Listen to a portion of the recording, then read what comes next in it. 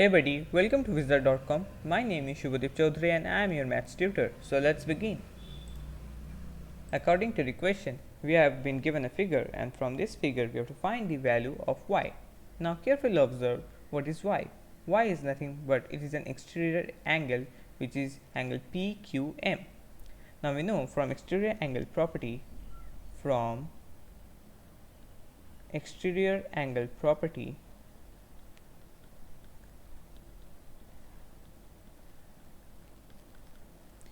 exterior angle will be equal to the sum of opposite internal angles. So sum of opposite internal angles. So exterior angle is given as angle PQR. Therefore angle PQR will be equal angle PRQ plus angle QPR. So angle PQR, sorry, I made a mistake. One second. So this should be angle PQM because exterior angle is PQM. PQR is another interior angle, but we are interested with the exterior angle.